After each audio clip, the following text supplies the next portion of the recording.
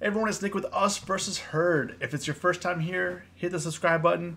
If you want to get notifications when we go live, tap the bell. We go live 30 minutes after market close, Monday through Friday. If you want to connect with our UVH fam, our community, links below to our Facebook group. It's free, along with our Discord. It's free.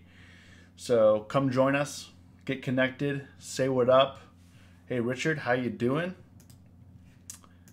What's going on, Jeff and Connor and FC? Hey Richard, thanks for the $5, man. Richard, how you been doing in this low volatility? Have you been staying green? Have you been staying flat? What's been going on with you? Garrett, Eric, if you're here right now, say what up. Hey Ahmed, what's going on, guys? Brendan, nice to see you. Matthew, man. Richard.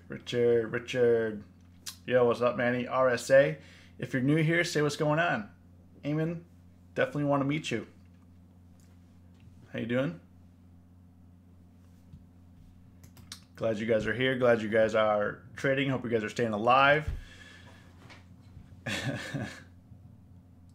Hamed had the trade of the day with Nvidia. I think I missed it.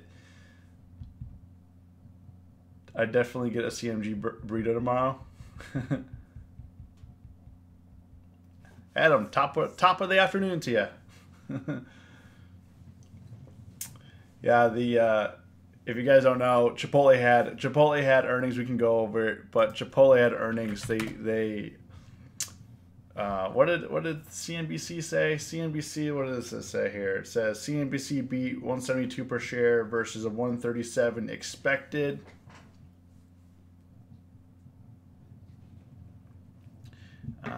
Let's see here. Looking this up on my phone. So I think they raised guidance as well. So, you know, there you go.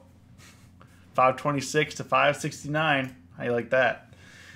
We did cover Chipotle the other day a little bit. The only thing that I did say that you gotta be careful about is the volume on the options is a little dangerous. So if you're new to trading, it may not be the one for you because you could easily lose your money. I say easily. Yo, what's going on, Baron? Got paid in Nvidia. Yeah, I wish I traded Nvidia. By the time I got to trading this morning, Nvidia had run its course. I don't know if it. Yeah, then it came down a little bit, huh? OSTK, who asked that? Someone asked about OSTK. Hank, can you review OSTK for me? Yes, I can. Yes, I can. OSTK, let's do it right now. Let's see here. They got earnings on deck.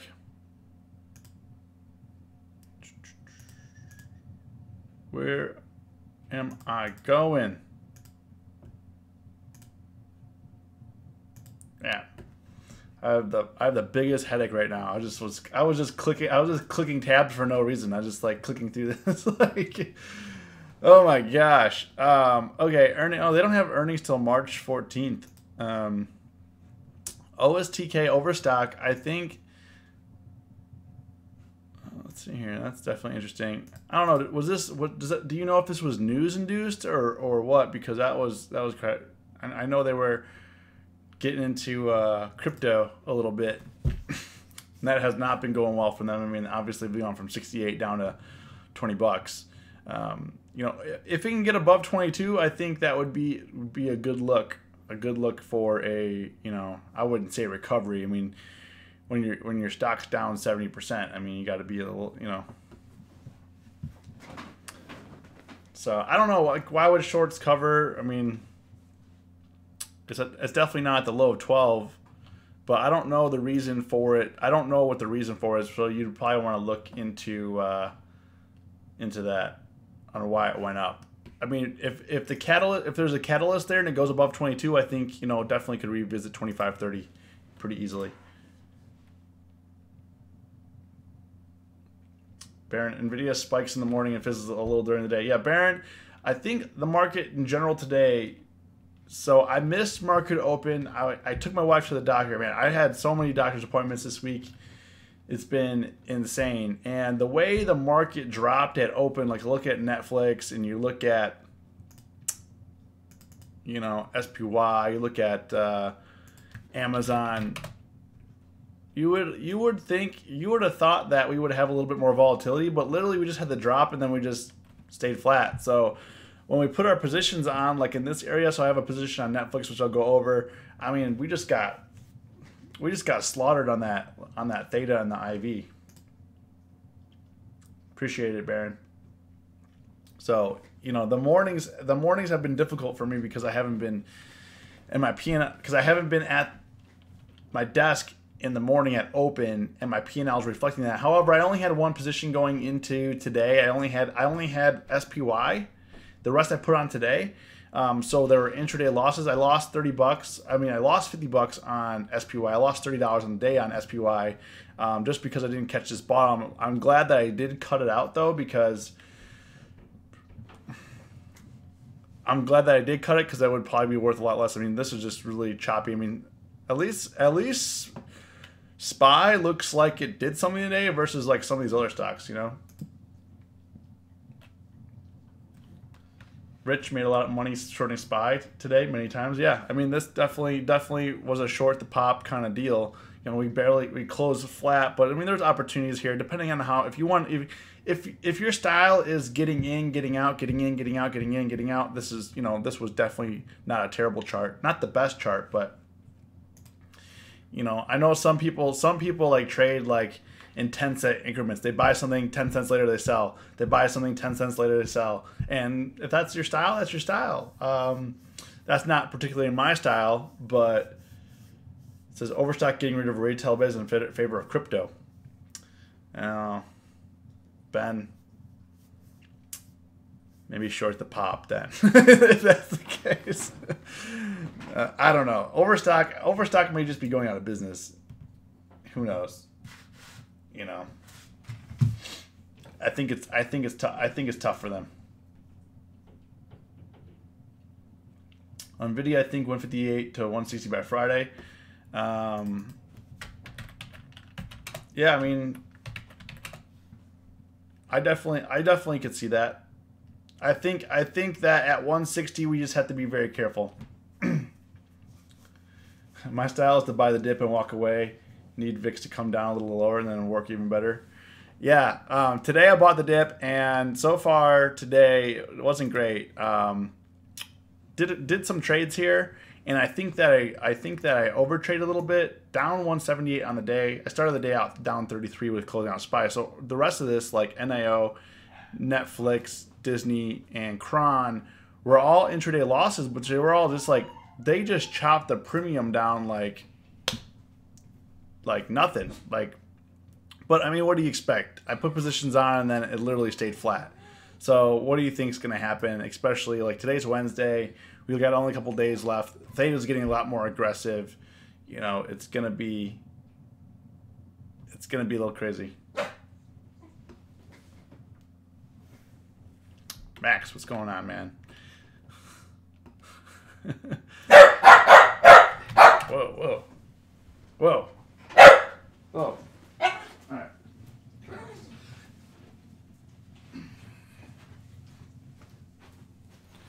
Sorry about that. Max is joining the live stream. Say hi, Max. I don't know what he's barking at, but I don't know if someone's at. I don't know what's going on. Here he is, Ahmed. Say hi, Max. So Max is blind in both eyes. We spent a lot of money on his cataract surgery, and then he went blind anyways. Give you a little introduction. He's how old is he? Max, how old are you? It's his birthday. Is his birthday coming up? Whoa. He's, I think, going to be 10. I think it's going to be 10. And a couple weeks ago, he actually broke his back.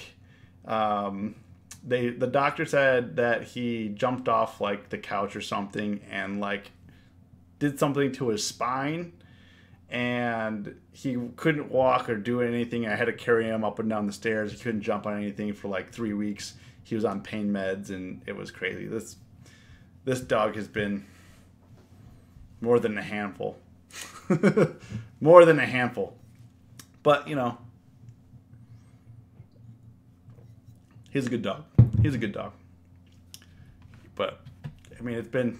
I would say, like, for me, the last month or so, last 6 weeks has been a rough go on personally and different levels here. You know, cut his hair, that might help.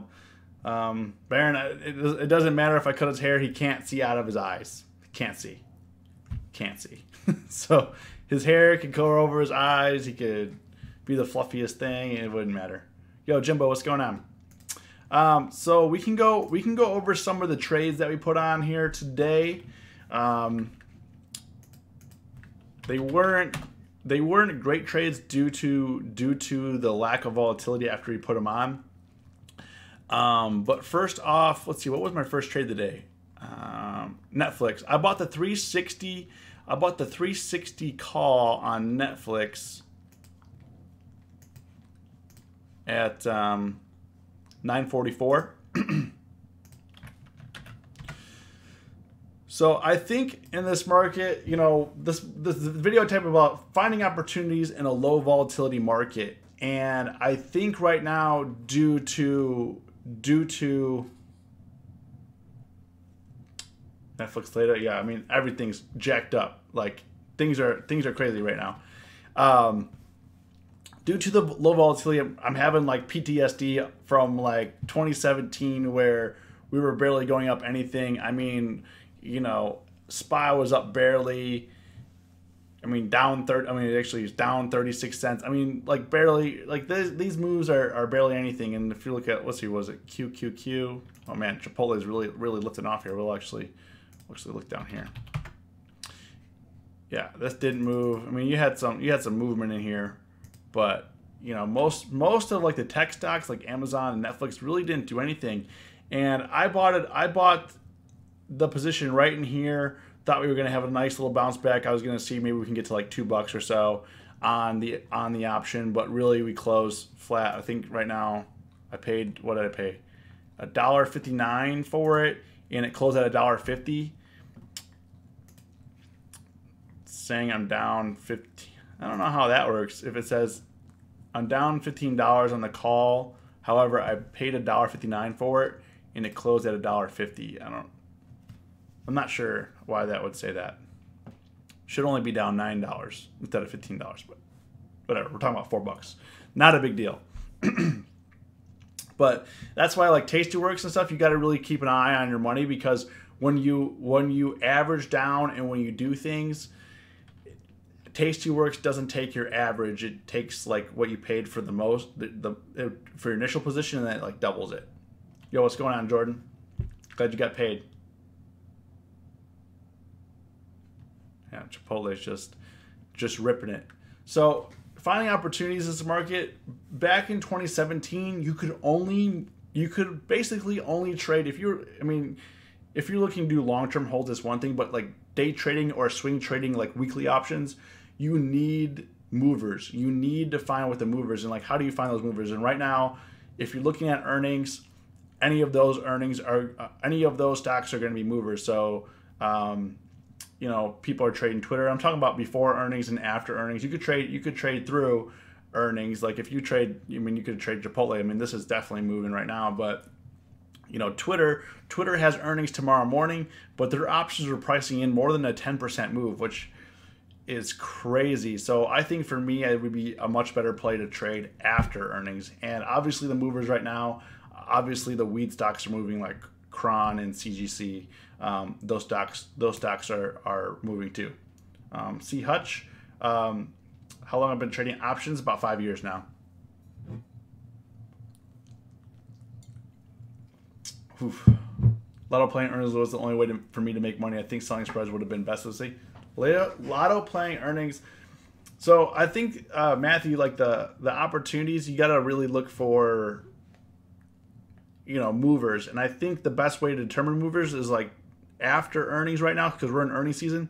The best way to trade is after and take advantage of the moves after earnings. Whether it's going to recover from a major drop and it rips back up, or it rips up and goes lower, or whatever the case is, you could definitely take some advantage of that. Disney missed the move here. I did put on a strangle on it for tomorrow. This one had earnings yesterday, went up to 115, and then it came down a little bit. And this morning it just ripped down and just continued sinking. I did buy the 112 call, and I have the 11 puts. I actually have 2 of the 112 calls because I'm looking for a little recovery here, maybe up to like 113, 114 area. And then I have 1 of the 111 puts for protection. So this stock's definitely moving. We went from a high of 115, opened at like 113, almost 114, and settled in at 111. So, you definitely want to look for, in this market, definitely movers.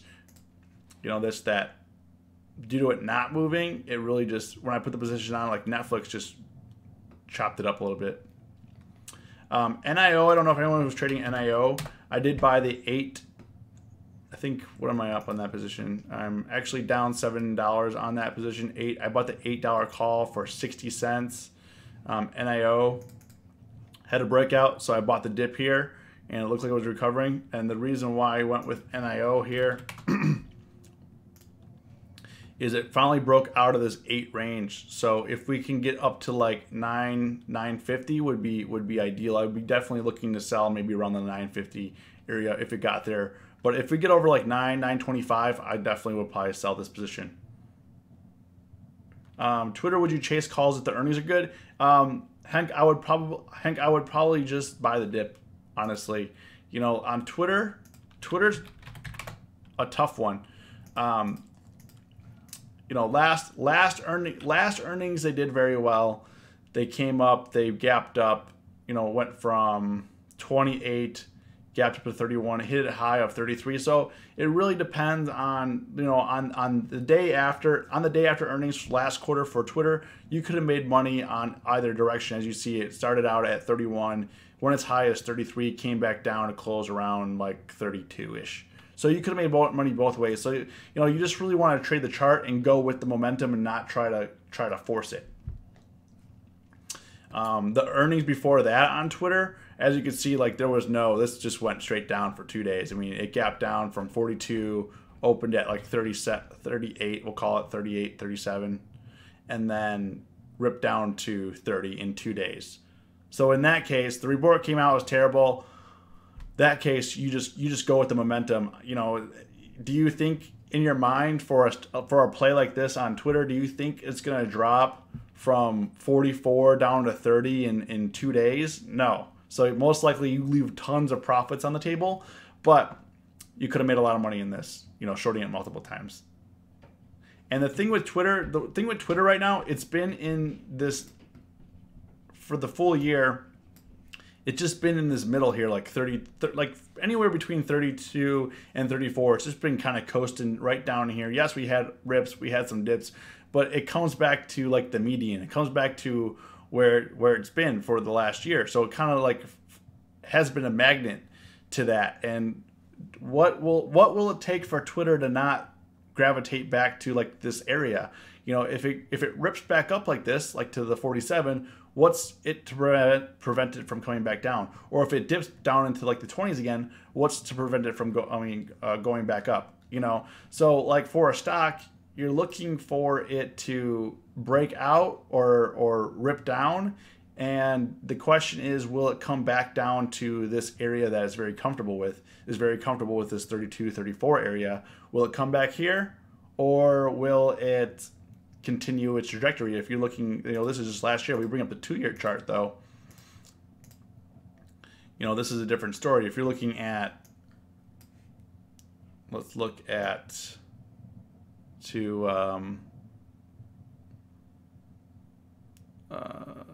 February. Okay, this is the year before. So this is like 2017 area. Went from 14 to 34. I mean, this is definitely different. This is a way different chart, if you could tell. Like this it wasn't coming back to a median. It was continually, like, we had this drop here, but then it was continually trying to break out. It kept trying to break out, would get pushed down, kept breaking out until it finally broke through on this earnings up here on February 2018. So for trading earnings, like for me, I find that it's easier to trade after earnings than it is like through earnings, because through earnings it could be, I've traded a lot of earnings in my lifetime, and I've traded a lot of earnings through, and you know, they could beat expectations. They, you know, let's say the company's garbage. Let's say the company's garbage, you know, they're going down and blah blah blah blah blah blah. You know, so you load up short, you're doing what you're doing, you think, okay, this can't go, this there's no way this can happen. You know, let's say they put out bad numbers and everything, and then in the report it says like, oh, but maybe next quarter or next year we're actually going to raise guidance. If they do that, then you're pretty much screwed. You know, so they could say anything in the report, they could say anything in the conference call. I mean, if you look at Apple, you thought Apple would have been we talked about this yesterday.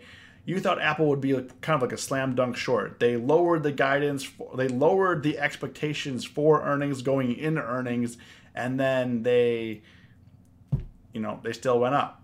They beat lowered expectations, I guess. I don't know. It's like Twitter's making some moves pre-market here. So I didn't take too many positions off. I only took SPY off today. CMG here. And Nvidia, if you didn't, I mean, you could have caught this fade, but you could have made some really quick money on this dip. So I think Nvidia right now is more of the buy the dip kind of thing and kind of stock, but you know, this 160 area, you know, kind of going back to this 160 area, we just got to be careful. We can break above 160, but I think I don't know if they had any bad press in Nvidia. Somebody said they sold a big chunk of stock, but apparently it still went up, so I don't know. And I don't know what's going on with crypto, but the reason why Nvidia went up so high is because demand for their GPUs went up dramatically when the Bitcoin craze and the crypto craze was happening, which brought it up from, you know, we looked at this chart before. Go to 3 years actually. You know, the stock literally went from straight up $24 up to $292 nonstop. I mean, there were some pullbacks, but nothing crazy until recently. Yo, Kit, what's going on? RSA, what do you think about a strangle for big movers like Twitter? And Andrew, BBY for a swing. Let's look at Twitter. Let's look at Twitter options here. Actually, let's pull up the Tastyworks so you can see. I haven't really been trading on Tastyworks that much. I've been lowering my risk into coming off a losing month. So, Kit, thanks for the $2, man.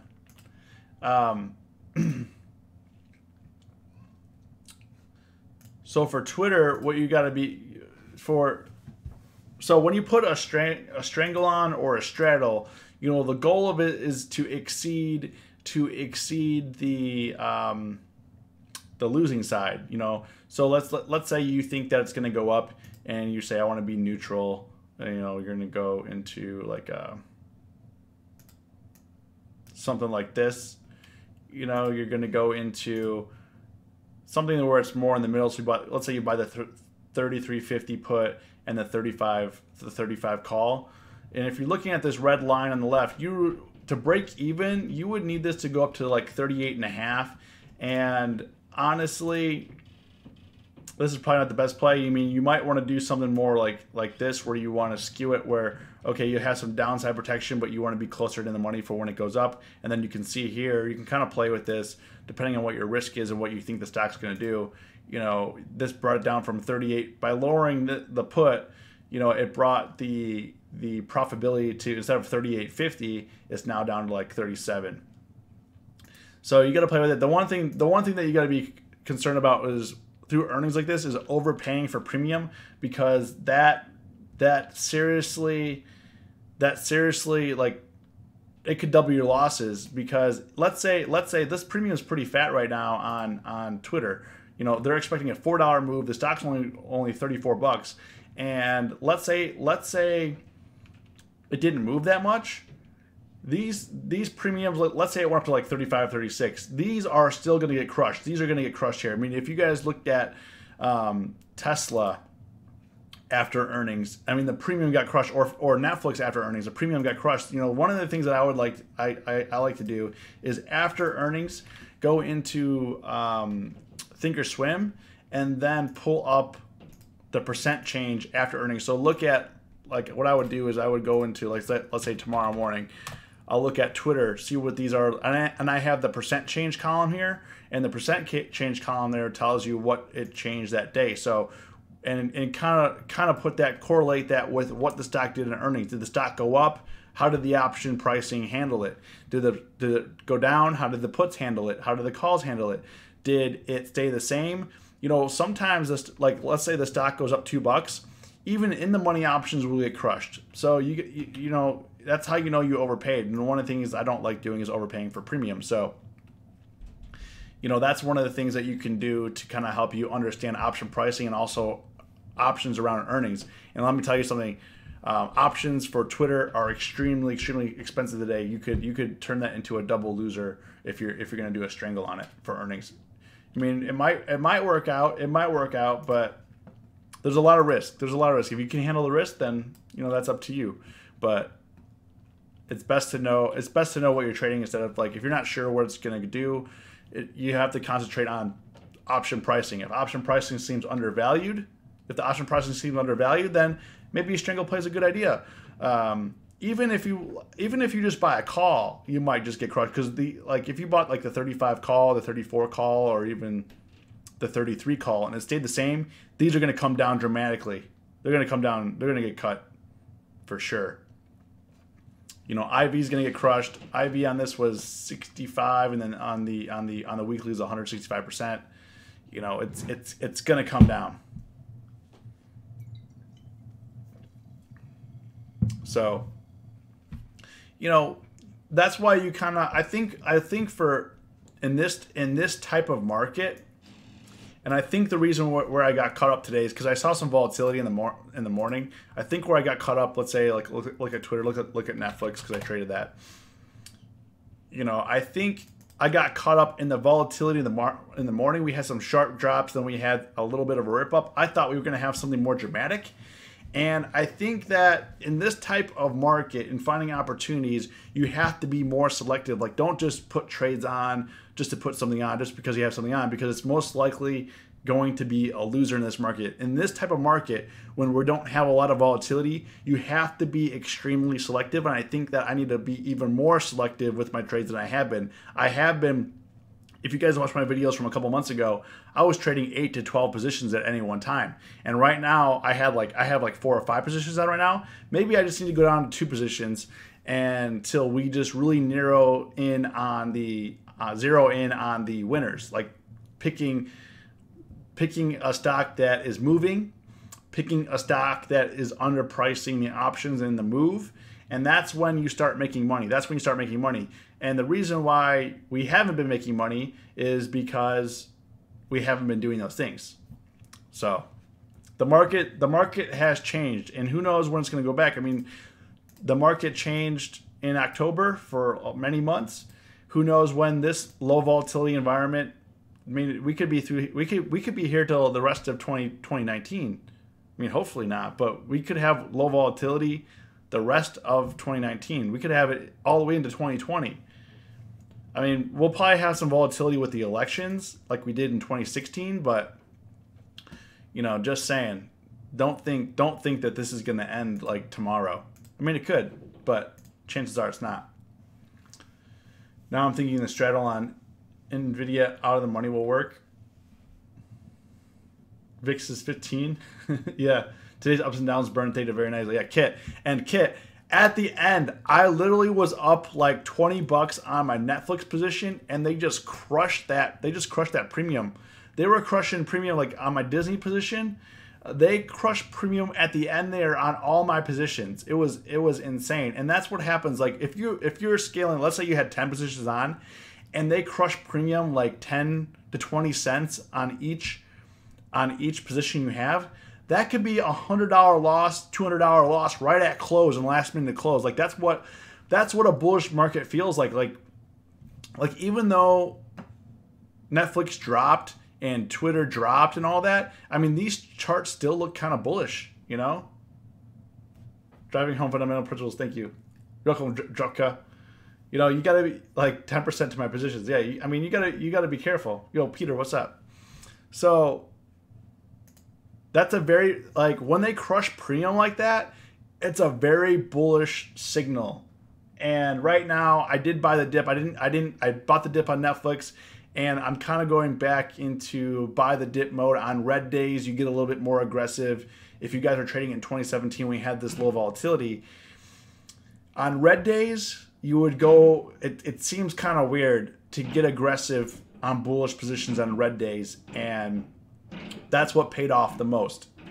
You know, in 2017, when we got aggressive on red days, I mean, we were having 2K, 3K days, but you have to be aggressive on the red days. I wasn't too aggressive today because I came in late, and I don't like, if I like to be there for open the whole day and then make decisions versus like coming in late and then getting really aggressive. I wasn't that aggressive today. And honestly, after coming off a losing month, I don't want to get too aggressive anyway, so I'm playing it safe. I think during this low VIX trade, Thursday, Fridays only. Yeah, you just got to be careful with, Hank, if you're buying premium like on a Thursday and we have like no movement, like if things stay flat, you're going to get, like on a Thursday or a Friday, you're going to get crushed to oblivion. I mean, you're going to instantly lose. You're going to put the position on, you're going to be cut at 30% in 15 minutes.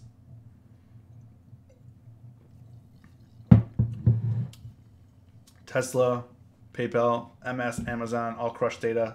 Yep.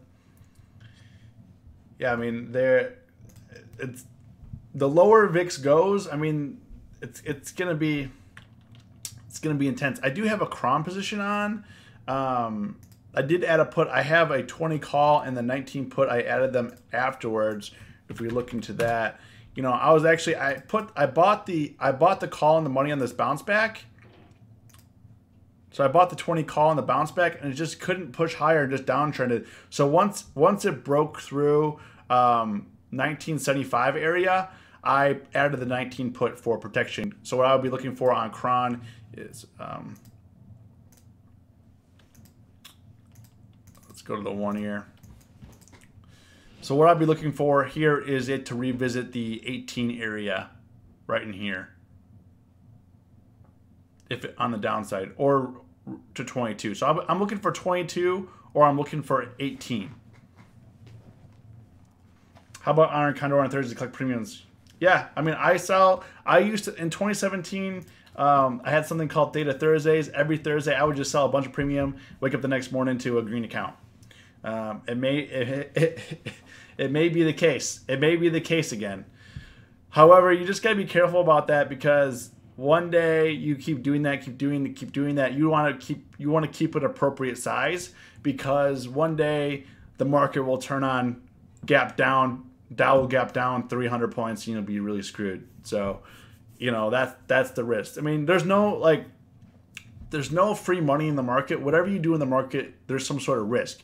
What is the risk you're willing to take on to make money? Is essentially what's gonna make you sleep at night. Like, you don't want to be the type of person that's like, oh man, I gotta wake up, make sure my positions are safe. And like, really, what are you gonna do? What are you gonna do at 3 in the morning? What are you gonna do at 5 in the morning? What are you gonna do at like 6 in the morning? Like, you know, what are you gonna do? Like, it's causing you not to sleep. There's no reason to trade a way that you can't sleep at night.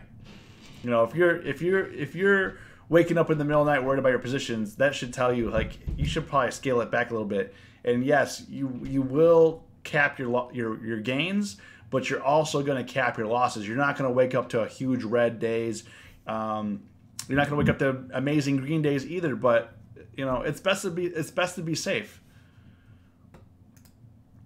Wittick, I learned a lesson. That the lesson that I learned today was, even though we had volatility in the morning, especially in the bull market, just plan for a longer term, because it's just flatted out ate up my day. The flatness ate up my day. You need to scale down if you're not sleeping. Yeah. I mean, you need to get your rest at night so you could trade well during the day. Mr. Toxic, what's going on? Glad you're here. If you're new here, say what up. I have a Street Pradhan. I'm sorry if I butchered your name. I'm sorry.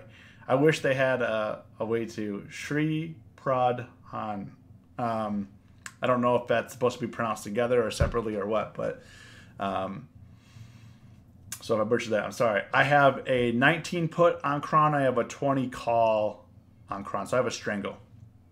And right now it looks to be leaning towards the downside. So hopefully we can get a nice rip down to 18 tomorrow morning. Take that off.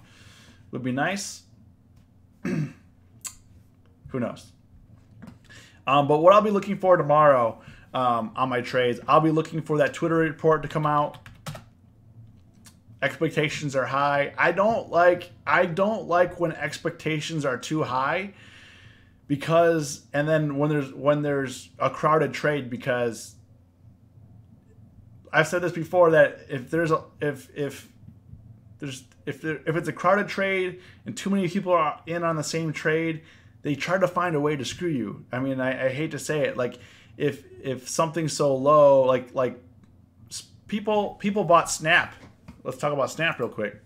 People bought lots of puts on Snap when betting it was going to go down. And what do? You know?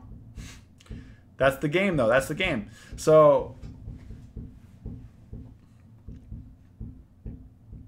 sorry for the noise, guys. I don't know what's going on in my house here.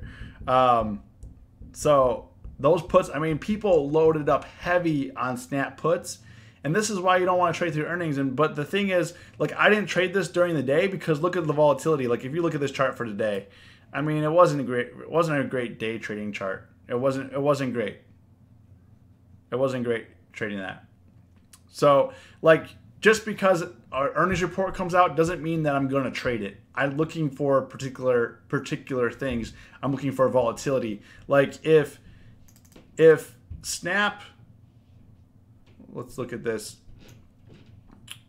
Now, if Snap went up to 855 and then opened at like 750, I might have bought some calls on it to see if we can go up to like 850 again. But it just kind of sat here where it opened. Mr. Toxic, congrats, $500 on your Robinhood account. It feels good to make money. But the one thing I wanted to say about losing money, if you're losing money, don't just like give up hope and say just forget about it, or have a bad attitude about it, because like when you're in a losing position, like today I'm in a losing position, it's easier to just say like, all right, forget it. I'll just whatever happens, those positions happen. Like you gotta, if you stop caring, you should stop trading. Like if you stop caring, you shouldn't continue to trade, because you need to be on it. Because if you stop caring, let's say you say, okay, the positions that I have on right now, I got about, I think $300 or $400 in the market right now. Nothing huge. But if I said, you know what, forget it, I'm just done with the day. Whatever happened to those positions, and I don't manage those positions, I literally could just toss down another $300 down the toilet. That I don't want to. You don't want to do that. If you don't care, don't trade, because you're gonna spend money that you weren't ordinarily going to spend, or you're going to lose money that you wouldn't have ordinarily lost. Like if you stop caring, just close your positions out and then come back another day, and then you'll thank yourself later, because you'll see those positions. Like if you say, oh, I don't care about this, walk away, come back, those positions are going to be worth a lot less, because you did nothing to manage those positions and you did nothing to work your way out of it. Boris, sorry to hear, man. I had January was a red month for me as well, looking to rebound in February, but so far we're having a little bit of a rough time. We'll make it through, though. We'll make it through. We always do. Like I've told this to many others in our group. Like, I've been in way worse positions and came back way stronger than ever before. So, not worry about it. Wittick, you got it. I didn't see you in the Discord today, man. Were you out? Were you out and about? Made good, small 5 to 10 gains on trades today. Gotta stay disciplined. Don't be greedy. Yeah, Daniel. Today was not a good day to be greedy because if you made some money in the morning and then you loaded up in the afternoon, whew, rip. Anyways, Wittick. Talked about this yesterday. I think that we're obviously going to have to be bullish until like 280. I hate to say it, but I mean, this train is not slowing down or stopping. It stopped down here in the end of January. It stopped. And I was thinking that maybe it was getting tired and maybe at like 265 area would come back down, like kind of break down. Didn't do it.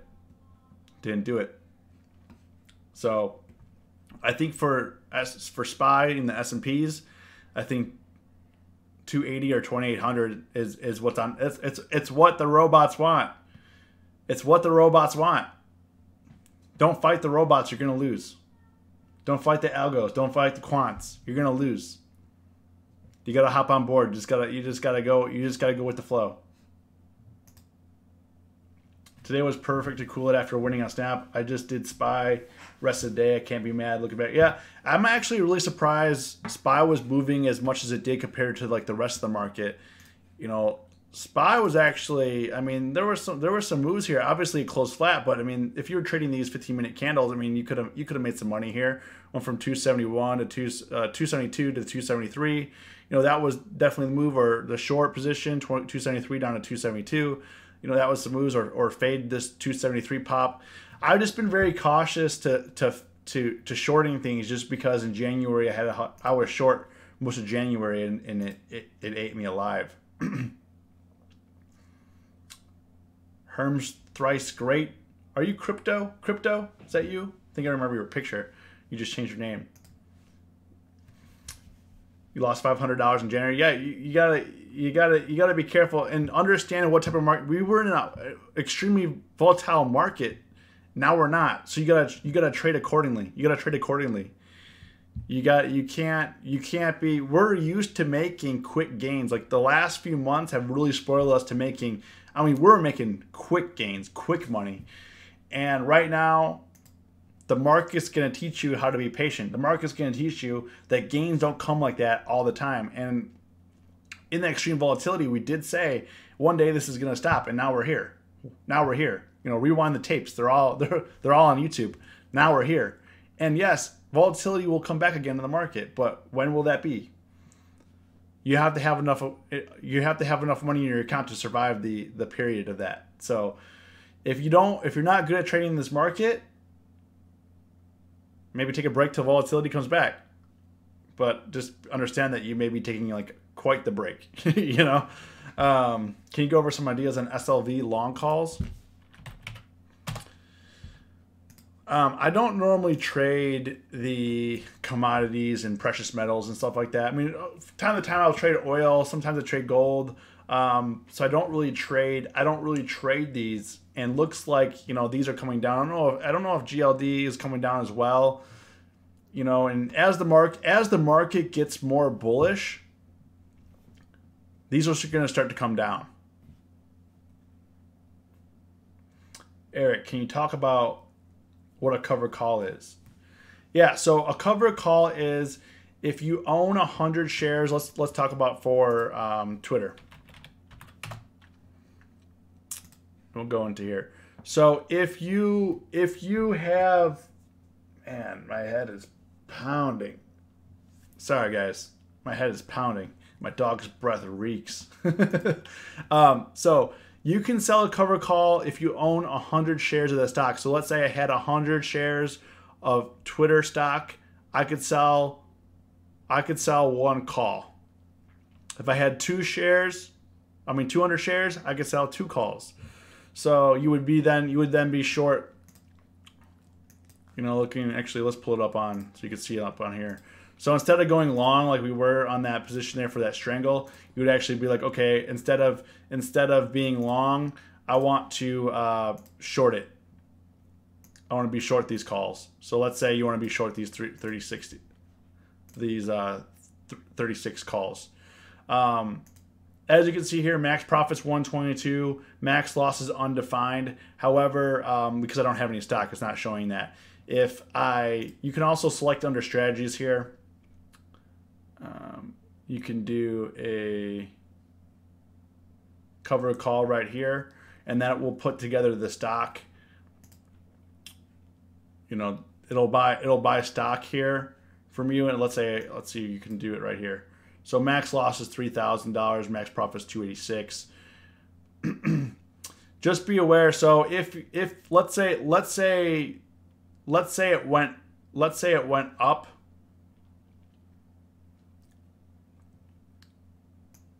Let's see here. Let's go to 36. Let's say at first Twitter went down tomorrow. You could keep your 100 shares and you'd be able to buy back your 36 call for less, and then you would collect the profits. If it went up, let's say it went up to like 40, you would be able to keep this entire credit. However, you would be getting rid of these shares at $36. So right now it's $34. You would be getting rid of those shares at like $36, and you'd be keeping the credit. So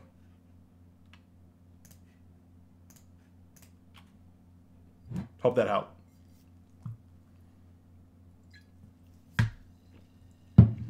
I would say like selling cover calls. I think it's good, but you're going to have, especially for a beginner, you're going to have to settle for really small wins. Really small wins. I think I missed some comments up in here. Hard to take a break. There is no one to tell you when to come back, so you got to keep watching. Yeah, Max is a good boy.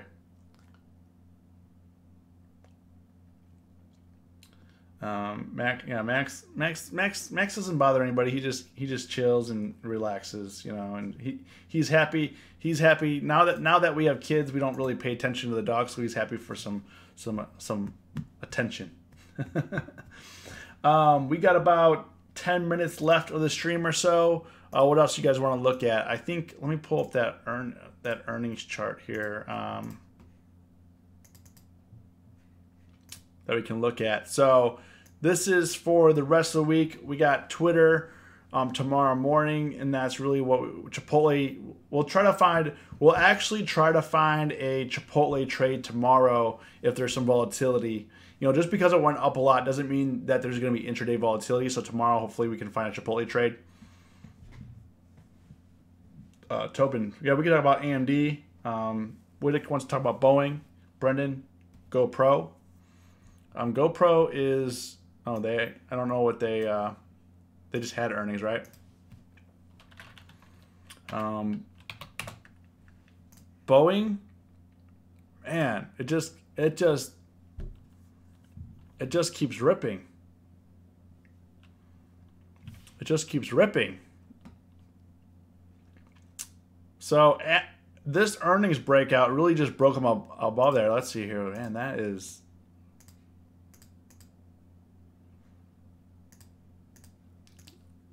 Yeah, so we're definitely at... Man, can't believe it. Guess yesterday was the day. I mean, this was a very common chart in 2017, was the no dip chart. And then when they give you the dip, it was not even worth it. It's like, where do you get in? Where do you get in? Where do you get in? And then you at the end of the day, and then you realize it went up from 400 to 410. But with like all-time highs like this chilling up there, that's not to say it can't make more highs. You got to be very careful about it. Stay protected, I would say. Boeing is definitely one of the more expensive stocks to trade, so you got to have some capital, but there's no reason for it to come down. There's no reason for it to come down. This could go 420 easily. Easily. Today, today, what was the intraday today? Yeah, some volatility. Then it recovered and then just chilled. Second half of the day today was just lame for everyone.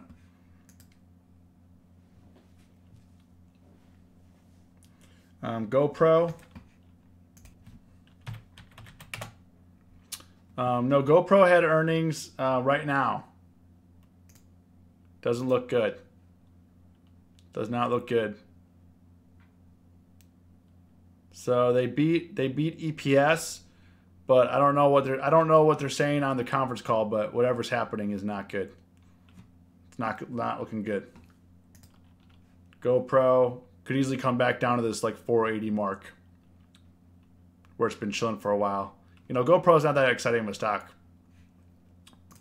I think anything under 10 for me is just anything under $10 for me is just kind of hard to trade, honestly. I mean, I made some money, good money on GE and stuff, but it's tough. It's tough. Like $5, you got to be patient. You got to take your small wins or like load up on contracts. But I think, you know, Robinhood traders like to let's do 100 contracts of this like 3-cent contracts, right?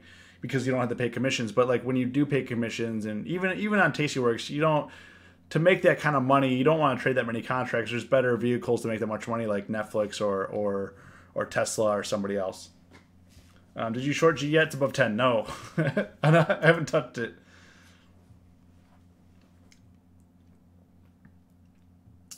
Wittick, we did talk about CMG at the beginning of the stream, so hit the replay. Jordan, we also talked a lot about Twitter already, so hit the replay if you can. Yeah. The thing about cheap contracts, so like yes, your gains could get crazy. Let's say you bought like a 3-cent contract on GE, and it goes up to 4 cents. That's 25% gains. However, it can go from 3 cents down to 1 cent really easily, and then you lost like 90%, 80%. You got to be very careful. You know, those people that are trading that, I mean, they're trading those like, I mean, options are kind of like penny stockish already, but when you do that with contracts that are anything under 5 cents or even under 10 cents, anything under 10 cents, 10 cents and under, if you're doing that with any contracts with 10 cents or under, you're getting extra extreme. Sure, you can make money, but it's also very, very, very, very, very high risk. You know, if we go from if you bought it at 10 cents, it goes down to 7 cents. That's 30%, and it could do that in 5 minutes. In contracts, I mean, options are crazy as it is. It's just you got to be careful. You know, new traders get this idea like I'm going to be a millionaire overnight. I'm going to make $100,000 a month. I'm going to make $100,000 in a year on trading options, and no one's there to stop you. But the way you go about it is definitely going to stop you.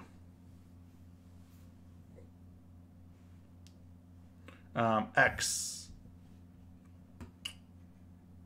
So their earnings. Okay, let's actually go back because we were talking about finding opportunities. This would actually have been a good opportunity a couple days ago on X on their earnings. I don't know what their options trade. Okay, their options are liquid, so that's good. This would have been a good day trade. So it dropped on earnings, looked like it was going to recover, and then it dropped here. What I would be looking for on this drop, if it were looking to recover, I would probably put a position on around like 20 area, 20, 25. I'd be looking to hit this high up here like 21, 25 or so before doing it. Obviously, I would have left a lot of gains on the table, but this would have been a typical setup for me. Is if it's looking to recover, like looking to reverse direction, I would be looking at like what are these highs were pre-market to kind of get to. But for X, I think earnings is the catalyst. If we can get above 24 here, I mean 28 or so would be pretty reasonable. WFT. Do you think we'll hit $1 by Friday? I don't know. What is this? Yeah, I mean this is definitely very risky. This is definitely very risky because I mean you're trading options on penny stocks. I mean the contracts do look to be trading, but I mean they're trading in 50-cent increments. You know, this is tough. This is tough. I mean, I think, you know, trading options is hard, and then when you're trading options on penny stocks, you're increasing the level of difficulty. Like trading options is not easy. It's not going to be easy. I mean, yeah, it does look like it could push up to $1.33, but by this week, who knows? You know, if you're not sure how long it's going to take, it's always better to give yourself a little bit extra time.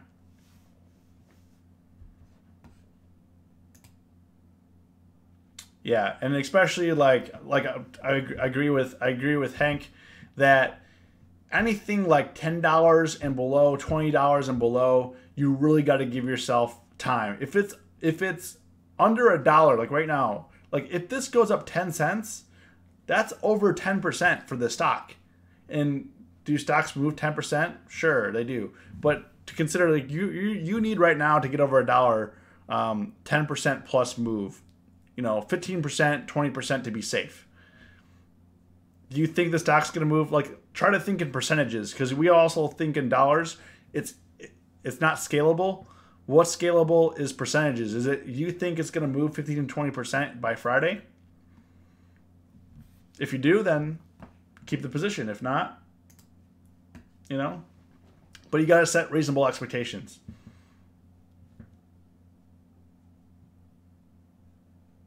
Do the math. 50-cent calls or dollar calls, 65 cents to 95 recently. Yeah, I mean, I'm not saying you can't make money here, and these are definitely trading, but I'm saying you're definitely increasing the level of difficulty here. You're definitely increasing the level of difficulty. I mean, it could happen. I mean, I personally wouldn't trade this, but it'd be difficult. Penny stock idea, took a position, target.